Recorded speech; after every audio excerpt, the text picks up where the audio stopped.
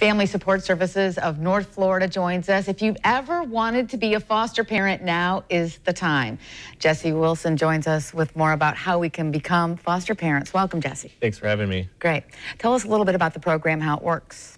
Yeah, so currently in Duval and Nassau counties, there are hundreds of children in the community that need care temporarily while their parents are going through certain crises.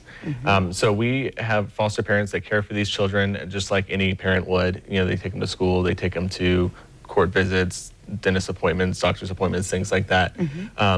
So right now we have a big need because we're really wanting to keep kids in their communities that they're coming from, keep kids in their schools they're coming from. So we need foster parents all over Northeast Florida to help meet that need. Okay.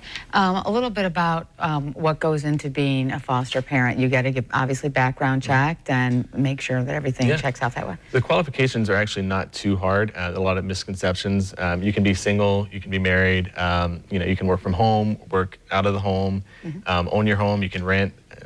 You know, we do a couple background checks. You'll come in, meet with me, and then we'll get you started in a training course. Okay. The course is a 7-week, 40-hour class, and that's really the bulk of the process.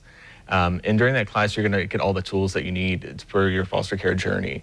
And the times are tight, so if somebody that's hearing this may say, you know, that's great, and I've always wanted to be able to do that, but how am I going to pay for that? There's actually some money that's given, I think, to families, right, to help support the child that they're taking in? Correct. And as far as the licensing process, there's not really any cost directly to the parent involved. There are a couple minor things.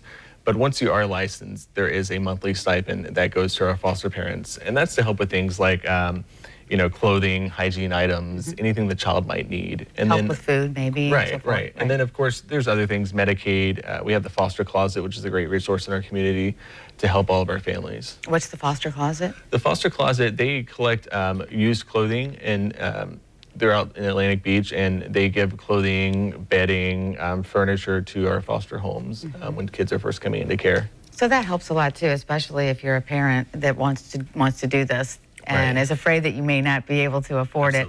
This will definitely help offset some of the costs, if not pay for everything. So yeah, we've got tons of support, and we want to help you the best we can. I would think it's a very rewarding process, and I know on a personal level it's important to you because you yourself went through this program, right? Correct. I grew up in foster care here in Jacksonville, and my mom and dad were foster parents for 50 years, great people.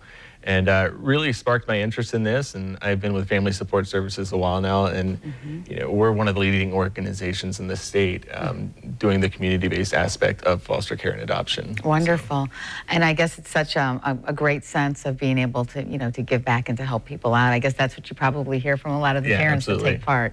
Yeah, and you know, when you know, being that I get to meet with people that are interested in becoming foster parents, I do think I have a unique aspect because I had such great foster parents, and you know, all of our foster parents that we have currently, I grew up with some of them, so it's like family to me. So. they've been in the practice. Yeah, they've been in my life, my whole life. So. Yeah, that's wonderful. Yeah. And I guess, you know, like if a final question, if you do take in a foster child, what is the average length that child may be living with you? Is it a couple months, or does it go on more than that? It's really going to be a case-by-case basis. I would say the average stay is probably about a year. Okay. You know, when children are removed from their families, their parents are going to be put on a case plan. And it's really, you know, depends on how quickly that gets accomplished. But average stay is probably about a year. And that's probably good because it gives them time to settle in and not to have too many changes too quickly.